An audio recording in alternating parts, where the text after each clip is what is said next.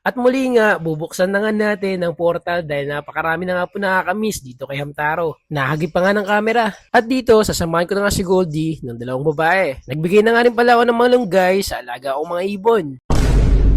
At ngayong araw nga, dumako muli ako sa bayan ng San Ildefonso para nga maghanap ng mga naglalako ng pugo. Kaso nga lang, wala pa rin kaya umuwi na nga lang ako. At dito nga, hawak ko yung anak ng kanawayong ko. Throwback siguro to, kaya ganito yung kulay at ihalo ko nga sana sila dito sa aking anak ng si Rama. Magkakasing edad nga lang pala yung mga yan at sobrang sabik nga niya, nahulog na nga lang siya sa baba. Mukhang maganda nga kasi yung combination nila, itong trio na to, na para bang hindi nga nagkakalayugan ng mga kulay. Kaya nga panigurado, maganda ang ilalabas ng mga anak nito. Nagulat na nga lang ako, sinampahan na nga lang bigla. Grabe nga yung pagkasabik ni Goldie, tingnan nyo naman. Pero nakakatawa nga lang, isa na to senyales na pwede na nga sila makapag-breed sooner. Kaya naman napagdesisyonan ko na nga lang na hindi na nga sila tanggalin dito. Kumbaga pagsamasamahin na nga lang sila. Sa una lang naman nga to ganito. At pag nagtagal nga hindi naman ganyan nga kasabik tong si Goldie. Ngayon lang yan. Gawa na ngayon nga lang siya nasamahan ulit ng mga babae. At grabe nga si Goldie. Wala talaga siyang tigil. Pinagpapasapasa niya yung dalawa na to. Kaso nga lang yung dalawa hindi pa yata ready. Para tuloy silang mga cowboy dito. Kayo, may kilala rin ba kayong ganito? Dala-dalawa tas napakahilig sumampa?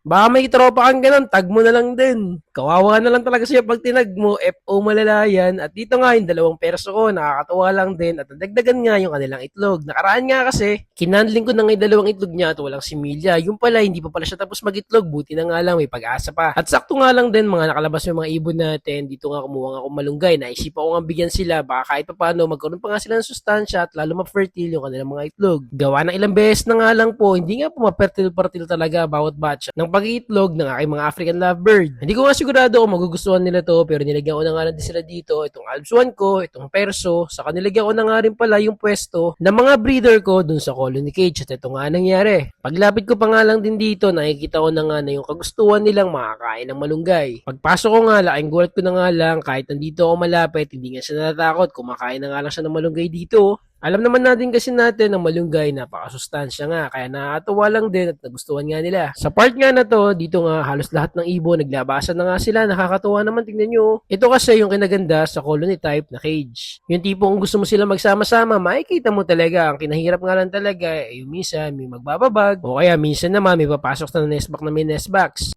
Soon nga, di nga natapos-tapos yung sinasabi kong soon na yan. Bibili nga kasi ako ng double cage para mapag-iwa-hiwalay na rin sila. Sa ngayon kasi yung budget ko nakafocus muna nga sa baboy. Pero dahil nga marami nang nakamiss dyan kay Hamtaro, ayan, kaway-kaway mga bossing ko. Mga kataro, kamusta nga pala kayo? Nagbabalik muli. Yung nakita nyo nga pala kanina mga portal, sakto, gagamitin natin ngayon. 8 yun, ito yung mga kailanganin natin. Itong mga feeds nga pala na to, ang gagawin natin, panlambing sa kanila. Tingnan nyo naman, ito na nga, nagamit na natin. Nabalot na rin natin sa mga plastic. At 8 nga rin pala to, dahil 8 nga pala yung portal na gagamitin natin. At gamit nga itong dessert na ginawa natin, na gustong-gusto ng mga hamster sa paligid. At saka itong strap, ito nga pala ang gagamitin natin para sa portal na to. At dito nga nakagawa na nga ako ng isa. Kaya naman 7 pa nga ang lalagyan natin. Gawa ng 8 ang gagamitin natin ngayon. Ganito nga pala ang ginawa ko. Mamostra ko na kapag kinuha ni Hamtaro yung pagkain na yan, konting galaw lang, pasok talaga siya dyan, walang kawalayan. Sa mga hindi nakakaalam, si Hamtaro nga pala ay isang rare na hamster na long-tailed, na sumira at nameste noon sa Barrio Mabibe. Panigurado nga sa bawat salitang binibigas ko ay marami na rin nakamis. Lalong-lalo na nga yung mga nakasubaybay noon pa man sa Taro episode. At dito nga nagulat na nga lang ako, may nakita nga ako na halos kakakain nga lang, isa nga palang palakayon. At habang naglalagay nga ng mga portal, dito nga may biglang sumilip. At nagtatakbo na nga lang dyan sa Yero. Ito nga pala ang rare na hamster na mas kilala na Hamtaro. At dito sa kulungan dati ng aking bantam, dito na nga ako naglagay ng isa. Nilagyan ko na nga lang din ng bawat strap yan para kung sakaling mahuli man nga natin ang mga hamster sa paligid, hindi na nga sila makakawala kahit magpupumiglas pa sila. At dati kung saan nga rin kami nakakita ng isang rare na hamster na pagkalaki-laki, dito naman ako nakapaglagay nga sa tabi ng aking pond. Sakto nga lang rin, gawa nga na may butas dito sa loob na to. At patuloy pa nga rin ako sa paglalagay dito ng mga portal. Sinesecure ko nga pala to. Kung hindi trap ang gagamitin ko, kung hindi strap, bato nga pala pamigat. Ang portal sa mga hindi nakakalam, ito nga pala ang lagusan kung saan dito nga pala tumatagos ang ating mga rare na hamster. At dito nga hindi nga ako makapaglagay. Gawa na may palaka nga dito natalon ba, palakang saging na pagkalagkit-lagkit. Kaya naman sa bungad ko na nga lang nilagay at sakto naman nga doon sa bungad na nilagyan ko, may butas nga dito. Dito nga pala na tinirahan nakaraan yung hamster na nakita namin. At sa part naman ito, naghanap na nga lang ako ng senyales na kung saan nga meron naglalagi na hamster at sakto naman marami nga ako nakita dito dumi nila.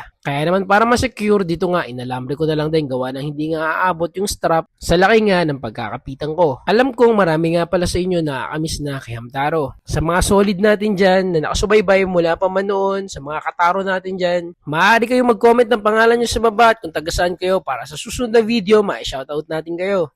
At dito, panghuli nga nating porta, nilagay ko nga sa bubong kung saan nga lagi may nagtatakbuhan dito. O siya, muli, kung umabot nga sa dulo ng video na to, kung napapanood nyo to sa black up o blue up, like, follow, and share, malaking tulong na. Kung sa red up naman, subscribe and hit the bell icon, gawa na meron na nga po tayong YouTube channel. O siya, mga kataro, bukas na lang muli, i-update ko kayo kung sakali mang may mahuli tayong rare na hamster.